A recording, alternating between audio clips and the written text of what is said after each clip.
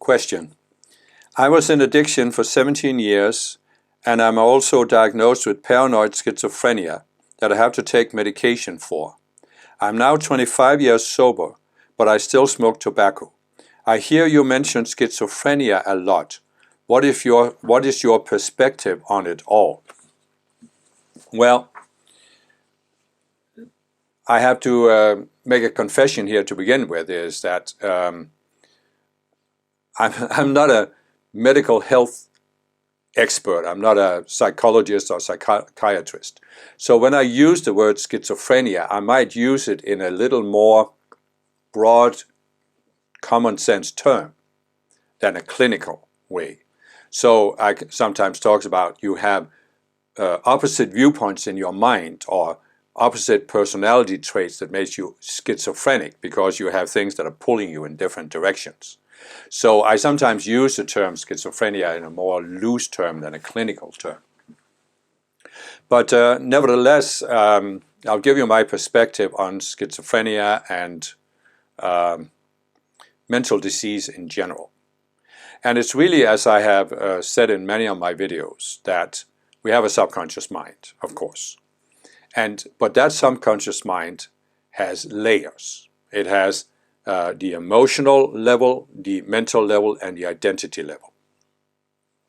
And in those three layers of the psyche, we have what I call these selves, separate selves, subconscious selves. They are like, we can compare them loosely to a computer program that's installed on the hard drive of the subconscious mind. And in certain situations, it kicks in and it's triggered. And so, you know that a computer can have, is often called a virus, but it can actually have two programs that are working against each other. So the way I look at it is that schizophrenia, for example, you have two of these subconscious cells that are very strong, and they are directly working against each other, so that you are being pulled between one and the other. As I've explained, the core of our identity is the conscious you, I call it. And the conscious you is neutral. It's not the outer personality. But the conscious you is experiencing life through that outer personality, the identity, mental and emotional level. So, in reality, the conscious mind is unaffected. I mean, the conscious you is unaffected by anything that has happened to you here on earth. The conscious you is not schizophrenic. The conscious you is who you are. You are not schizophrenic. But you have in your outer mind, the identity, mental, emotional level, you have these subconscious selves or conglomerate of selves that are very strong. And they were, without a doubt, created in past lifetimes. They were most likely not created in the same lifetime, but they were created in lifetimes where you were exposed to very, very severe trauma. And as a result of this trauma, in order to survive psychologically in the trauma, to deal with the trauma, you created this conglomerate of selves.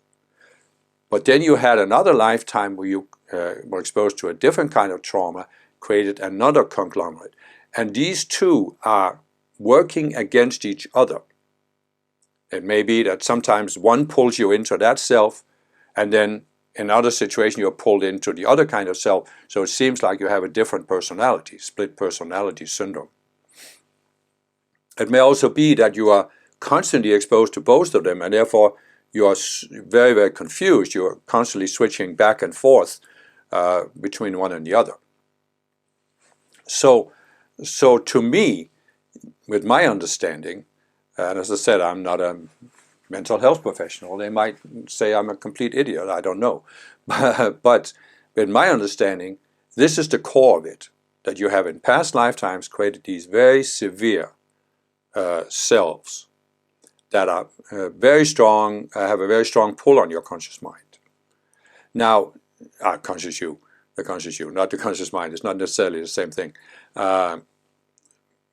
And maybe that's a good thing to just talk about briefly, because normally our conscious mind is what we are aware of, what we are conscious of.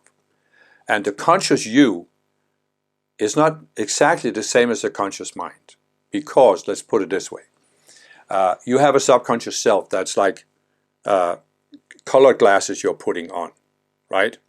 So now, when you put on color glasses, you are seeing the world through the color glasses. And that's your conscious experience. Your conscious experience of the world is, you're wearing yellow glasses, the sky is green.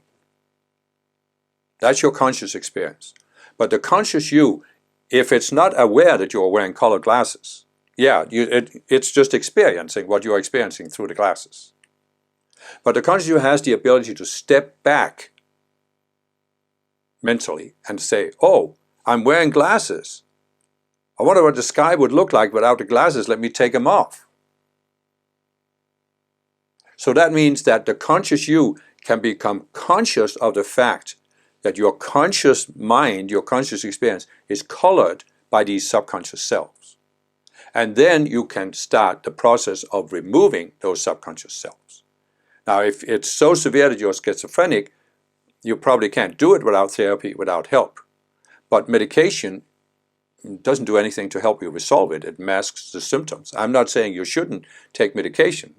Be very careful about that. I'm not diagnosing you or recommending what you should do. But what I'm saying is the medication doesn't help resolve the selves, because the only way to resolve the selves is to go into the subconscious mind, to come to see why you created the selves and resolve it. They're based on an illusion. As I say, I have several videos where I talk about these subconscious selves, some of my breakthrough videos. But I also have an entire playlist called Avatar Psychology, where I talk about these very severe traumas that we can receive on Earth as a result of being on Earth, being exposed to severe trauma. So I recommended you watch that playlist and see if that does anything for you. Now, I will also say that when it comes to these very severe mental illnesses, there's another component, because it isn't just internal what's happening here. As I said, you have in the past life, you've been exposed to a very severe trauma. And that can cause a tear, a hole in your personal energy field, what's often called the aura. And that's the emotional, mental, and identity minds. They are energy fields, like energy fields surrounding the body. And this hole gives access to lower forces. As I've explained, for example, in the emotional realm, you have a personal emotional body, but there's also a collective emotional body surrounding planet Earth. And in that emotional body are certain structures, beings, entities that are created consciously over a long period of time. For example, you have an entity that wants people to smoke tobacco because they get energy from people when they smoke. You have anger entities, you have warring entities that want people to engage in certain behavior because these entities can get energy from them. And so when you have this severe mental illness, there is the internal component, the trauma. That's what makes you vulnerable. But a lot of the effects that you're experiencing are actually because you're being influenced by these external entities in the collective mind. They are projecting things into your mind. They're often projecting thoughts. They're projecting feelings. And they can overwhelm you with feelings. There are often people, if they have very severe mental illness, if they decide to consciously start working on it, these entities will try to overpower people with negative feelings and thoughts, so they become either scared or confused, and they can't really look into the subconscious mind. And the way to deal with that is in my playlist about Spiritual Toolbox, where I talk about you can call to the Ascended Masters for protection, a shield of protection around your energy field. You can call to the Masters to cut you free from these lower entities, and you can invoke the Violet Flame to consume the energy. So I have actually, I know people who have had severe mental illness and who have made progress by using these tools and teachings. I won't go so far as to say this can help anybody. I really don't know that. And so I'm not making that kind of a promise because it would be naive. I really don't know. But what I'm saying is that if you have a severe problem that's causing you constant suffering, if you have tried traditional methods and they haven't helped you, why not try something different?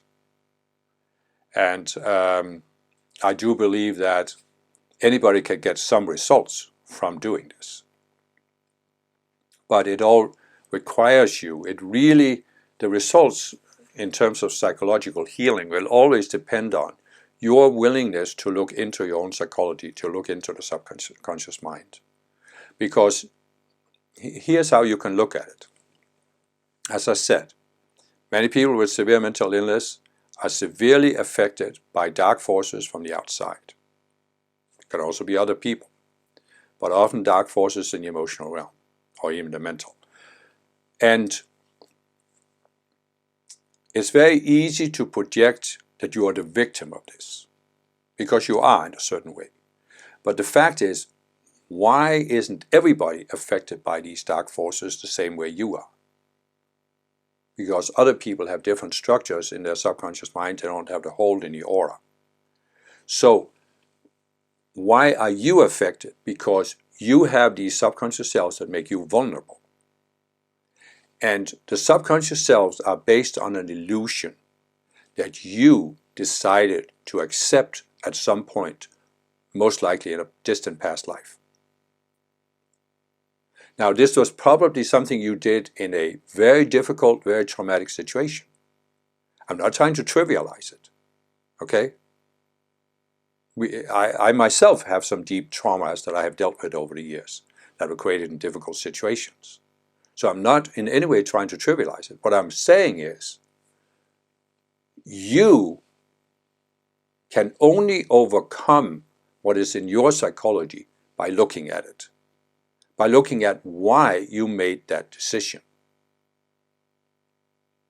This is what I realized in myself, and it was a tough realization. It was like this hitting the concrete experience, where you realize you hit your head against a concrete wall, as I did one time. You realize the concrete isn't going to give. Your head is the one who has to give. So you come to this point where you realize if you want to overcome this, you are going to have to look at yourself. You are going to have to look at, why did I make that decision?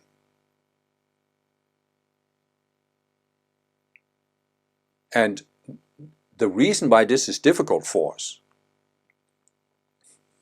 is that